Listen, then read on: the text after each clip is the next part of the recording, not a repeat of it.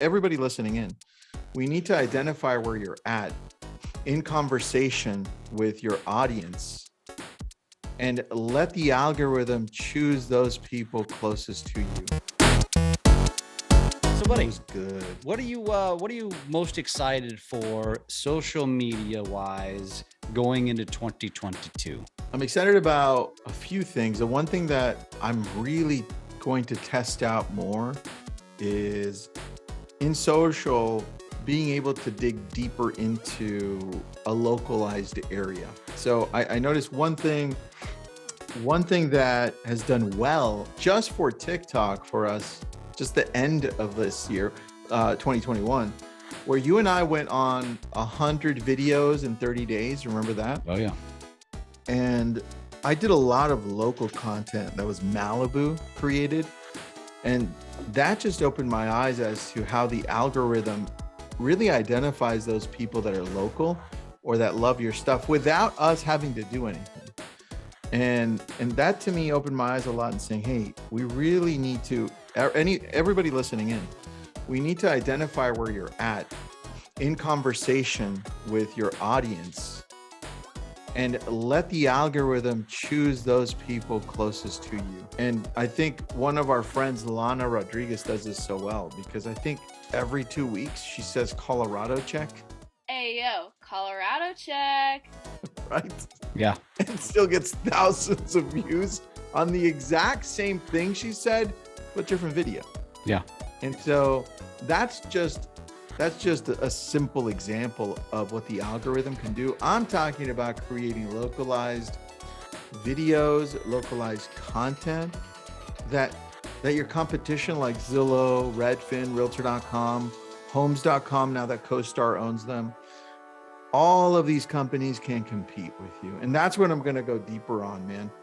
And look, it could also add to, when you're talking about content like you put out, Jeff, on TikTok and Instagram, which just pertains to you specifically because it's your family, right? Mm-hmm. That's a niche nobody can beat you at. So if people are already following you for you, they're going to get a treat when they see stuff about winter. I have a daughter named Winter, for those wondering. Yeah.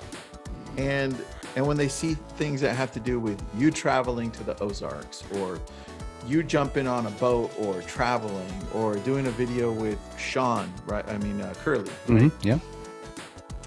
That's the stuff that I'm talking about where nobody can come in and replace you, right? And you start creating community all on that personalized content. So I'm excited to go deeper into that niche area and then content about me specifically, about what I'm doing.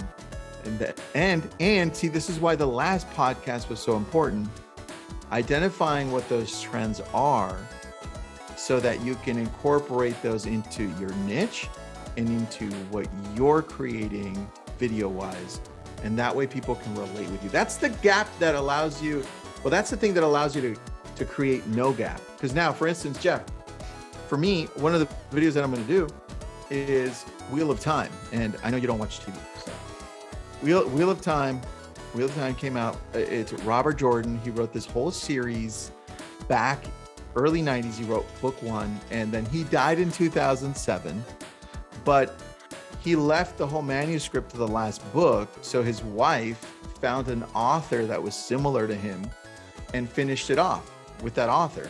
And then Amazon Prime got a directive from Jeff Bezos, who said, hey, I want to beat Game of Thrones. Let's find a book series that beats Game of Thrones or at least duplicates it. So of course they went to Robert Jordan's Wheel of Time, and then they started production. They just finished it, and now they're on episode 6 or 7, right? But that all starts with me being, well, we're the same age. So we were 1993, what were we, like 15, 14? High school. Yeah. Sophomores. Yeah. So freshmen, right? 92, 93, around there. Sophomore. You graduated. All right, damn it. Shit, no, you're right. You're a grade younger than me. We're born in the same year. That's right. But you're a grade younger. You're my bitch. You're my bitch.